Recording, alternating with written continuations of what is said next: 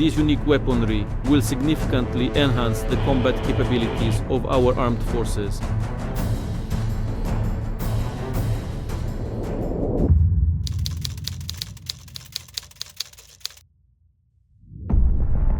In 2018, the world mocked him. Western officials rolled their eyes at him. Analysts dismissed his claims as theater, bravado, glowing cartoons meant to intimidate, not convince. Putin unveiled animated missiles that could outrun defenses, fly around the globe, and strike from impossible angles. Many laughed. 7 years later, no one is laughing. Welcome to 2025, the year Vladimir Putin's so-called superweapons stopped being punchlines and started reshaping global strategy. And what about nuclear tests? We see that some countries, they are preparing for the nuclear tests. If they do that, then we will respond in kind. And as 2026 arrives, these very missiles threaten to finish the West in no time.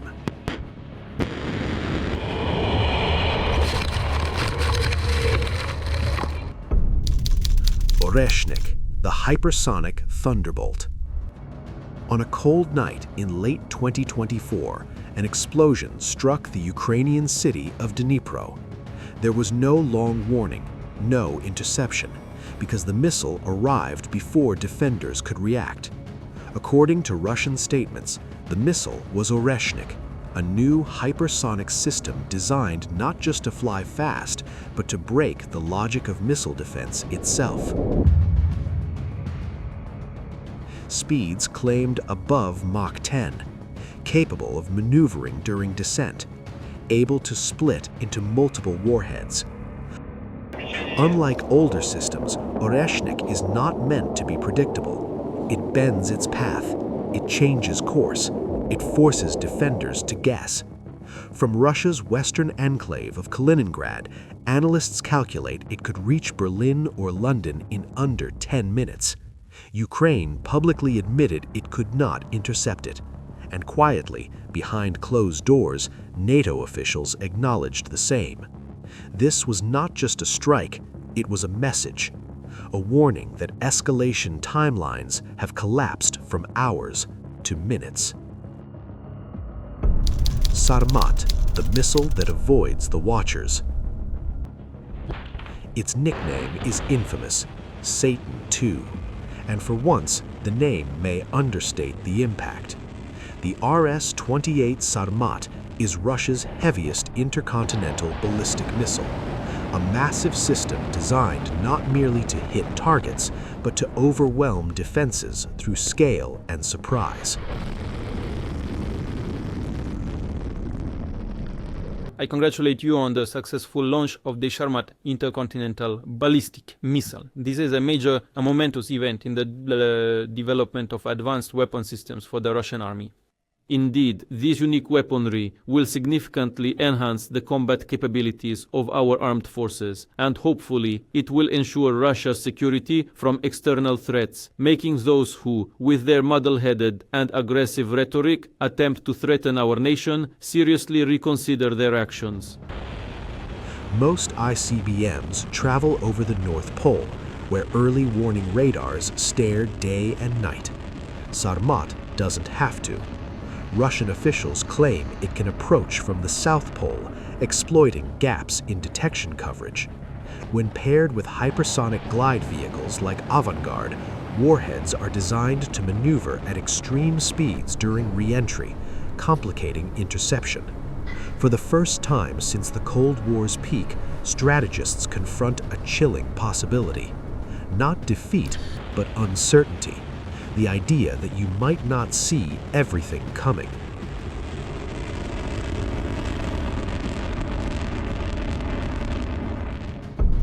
Poseidon, the oceanic unknown.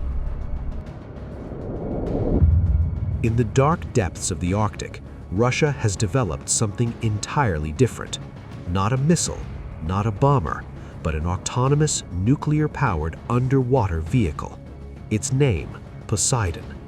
Roughly the size of a bus, Poseidon is designed, according to Russian claims, to travel across oceans independently, powered by a nuclear reactor, carrying a massive warhead. Its alleged purpose isn't precision, it's uncertainty. The nuclear-powered, nuclear-capable Burevestnik missile and the Poseidon underwater autonomous vehicle. I'd like to thank all of the design bureaus and collectives. These are tens of thousands of people who participated in the development and creation of these powerful and unique weapons. The results that you have achieved are absolutely historical, and they're important for the strategic parity of our country. In fact, they provide a strategic parity for the whole 21st century. Once released from its carrier submarine, including the massive Belgorod, Poseidon becomes nearly impossible to track with existing systems. No radar sees it, no missile shield stops it. Western experts say many of these weapon claims are still debated, but the impact is already real.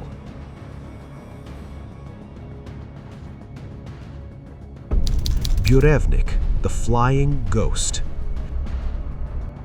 Its name means storm petrel, a bird sailors once believed warned of disaster. Burevestnik is Russia's nuclear-powered cruise missile concept, a weapon designed, at least in theory, for unlimited range.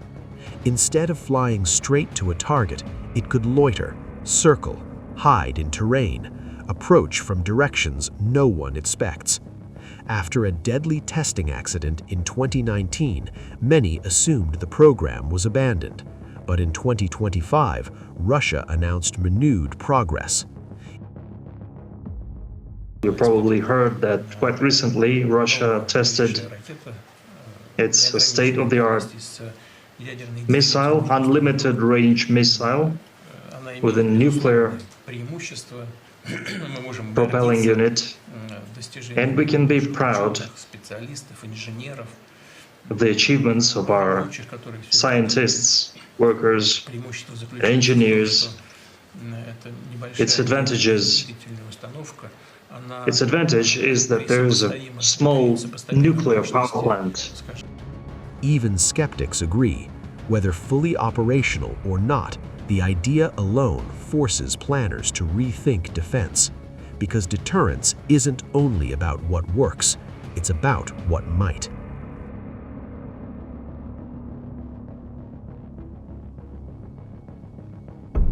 The doctrine shift. In late 2024, Russia quietly updated its nuclear doctrine. The change was subtle but profound. Мы не ужесточаем ядерную доктрину, мы ее совершенствуем. А так, по большому счету, нам теперь нужно не ядерную доктрину совершенствовать, а Орешник. Потому что, так-то, если разобраться, достаточное количество этих современных систем оружия ставят просто на грань практически отсутствия необходимости применения ядерного оружия. Nuclear weapons would no longer be reserved only for nuclear attacks.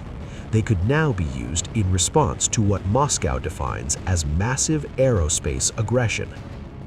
The share of state-of-the-art military equipment in nuclear forces is now 95%, and the basic principles governing the use of such weapons have been updated, as outlined in the updated state nuclear deterrence policy. And once again, so that no one accuses us of nuclear saber-rattling, it is a deterrence policy.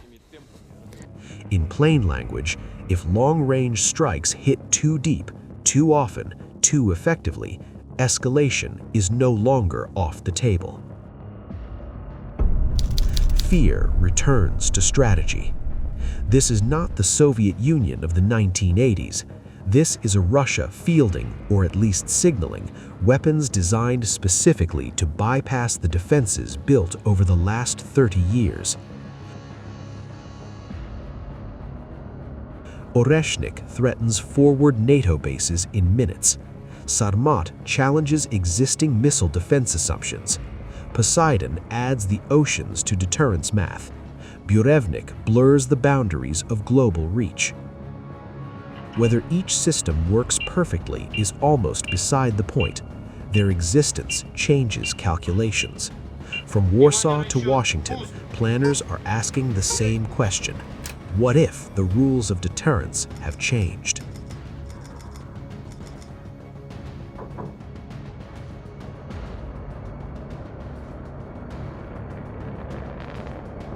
In 2025, Putin's superweapons are not just in silos, oceans, or test ranges.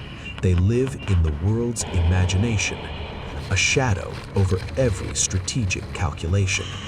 The chessboard has changed. The pieces are deadlier, and the world waits for Putin's deadly moves in 2026.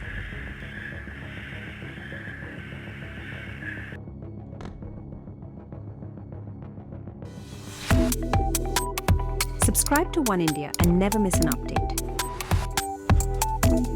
Download the One India app now.